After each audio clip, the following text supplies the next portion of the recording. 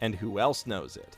As Phil says to Dawn in the bonus 4-coma that accompanies Chapter 39, timing is important, and the timeline of events simply does not support Phil's story.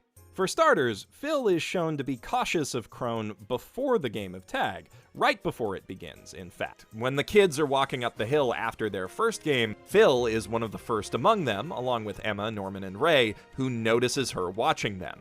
And that's just the tip of the iceberg. While the camera work and editing of The Promised Neverland focus on Phil from the outset, the plot first draws our attention to him in episode 4, when Ray suggests that he might be the traitor, noting his high test scores, his skill in tag, and the fact that he and his best friend Sherry are always looking for Emma and Norman. Now this is, of course, a red herring, since Ray is the traitor, but that doesn't make it not suspicious. The series likewise highlights strange behavior from Dawn and Gilda, which is explained away by Dawn's inferiority complex and Gilda's concern for Emma, respectively.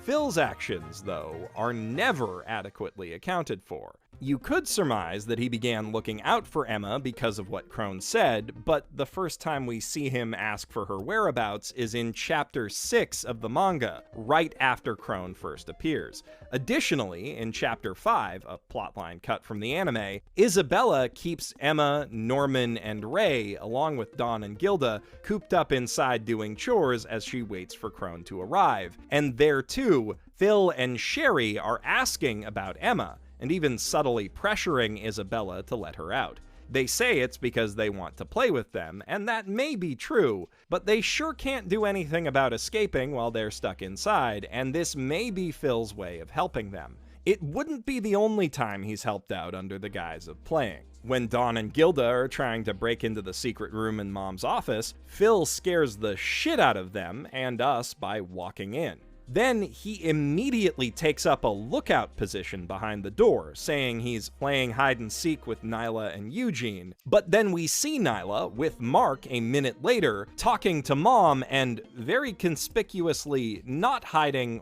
or seeking.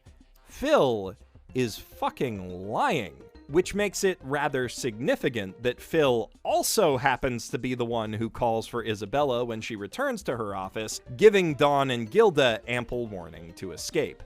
Now, of course, at this point in the story, he has already overheard Sister Crone and supposedly begun piecing things together, but this happens before he sees her digging through Ray's drawers and long before Norman gets shipped out, so he's only seen one of the clues that supposedly led him to the truth. Now, if you'll permit me to look outside the hard narrative evidence for a minute and go a little old-school Mother's Basement on this mystery, The Promised Neverland is big on symbolic foreshadowing in its artwork, and the first two covers call quite a bit of attention to our boy Phil. On the first, Gilda, Dawn, Mark, and Connie are all drawn looking off in different directions, while Norman, Emma, and Ray, the only three kids who should know the truth about the world at this stage in the story, all stare out toward the reader.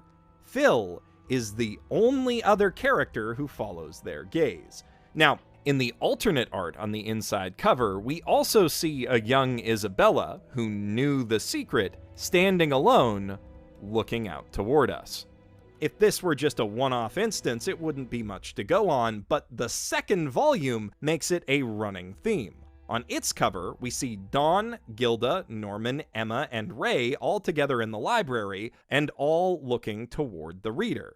These are the 5 characters who know the secret by the end of that volume, and once again, Phil is right there with them, holding William Minerva's storybook. Which actually makes 2 clues he's found by episode 6, now that I think of it. See, in the manga, when Phil explains how he knew it, the bottom right panel of his flashback shows one of the Morse code messages from William Minerva's books. Harvest.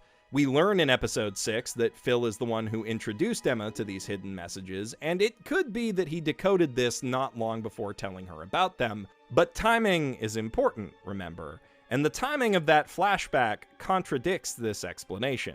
Do you see that cute little crayon drawing of the Minerva owl under the book?